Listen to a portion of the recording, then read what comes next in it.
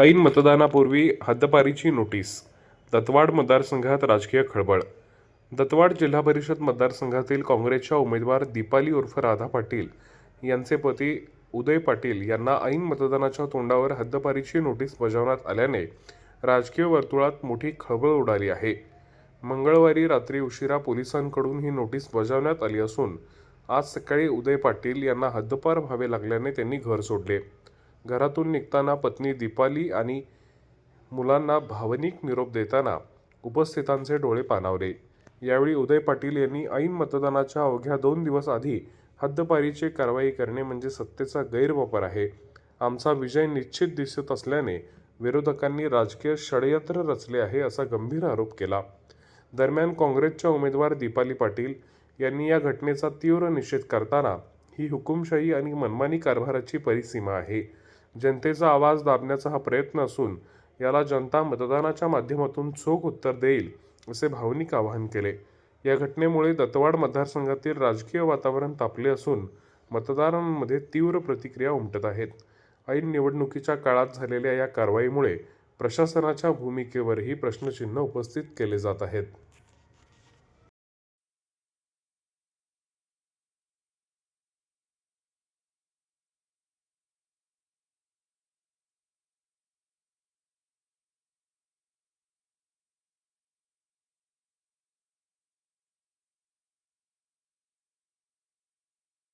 काय आता तुम्ही यांना पोलिसांचं काय नोटीस आलेलं आहे आणि काय आता आव्हान करणार?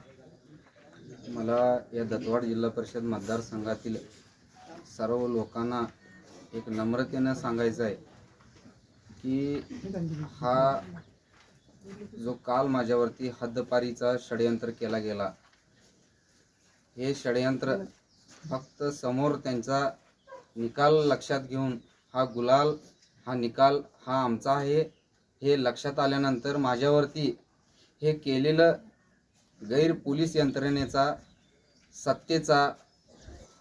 यंत्रणेचा केलेला गैरवापर आहे. त्यांनी मला ह्या दत्तवाड गावातून हद्दपार करतील, ह्या जिल्हा परिषद मतदारसंघातून हद्दपार करतील, या कोल्हापूर जिल्ह्यातून हद्दपार करतील.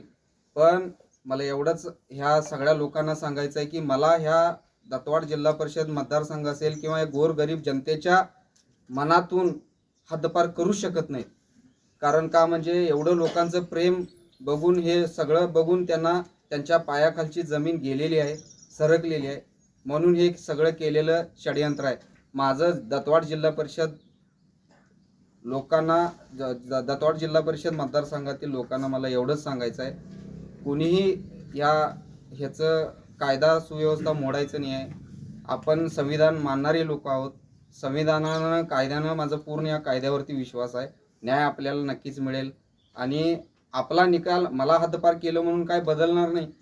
निकाल ह्यो 100% आमचाच आहे आणि आमचाच राहणार. मी सर्व कार्यकर्त्यांना सांगतो, कुणीही वाईट मानून घ्यायचं काम नाही, कुणीही याच्यात काय हे करून घ्यायचं काम नाही. तुम्हाला शांततेनं आणि संयमानं ही लढाईची आहे. मी जरी इथं नसलो तर ही लढाई सर्वसामान्य जनतेची आहे. लोक यांना मतपेटीतून उत्तर देतील. करू देत, अजून काय ह्याच्या पलीकडे सुद्धा काय असलं तरी सुद्धा त्यांना करायचं करू दे. ह्याच्या पलीकडे अजून काय करता येत असेल तरी करू दे. लोकांच्या मनातून मला घालवू शकत नाहीत. सगळे दत्तवाड जिल्हा परिषद मतदारसंघातली सगळी लोक माझ्यासोबत आहेत.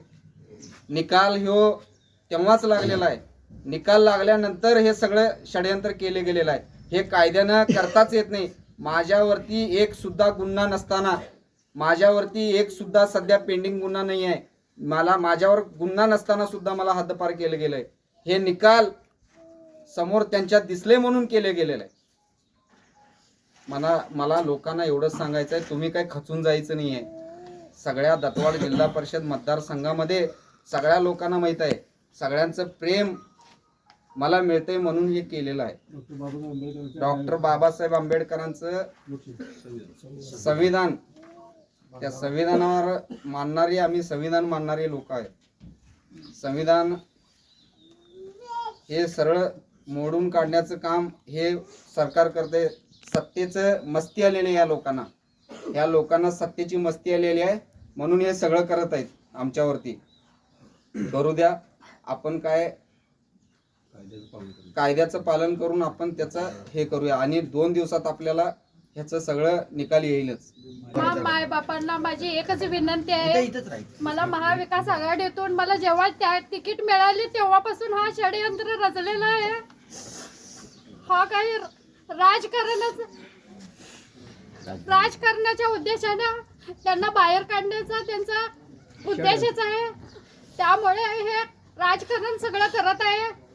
जे काही मुद्दाम करत आहे त्याचा गुलाल आपल्या सर्वांनी लावायचा आहे. मला एकच जाताना सांगायचं आहे, वारात दिवे लावणारे माणसं आहेत आपण, आणि त्या दिव्याला तव्यात ठेवण्यासाठी तमाम दत्तवाड मतदारसंघातील लोकांना आडोसा लावणे आणि दत्तवाड मतदारसंघाचा गुलाल लावणे आणि त्या दिव्याचा लख प्रकाश करणे ही एकच विनंती आहे.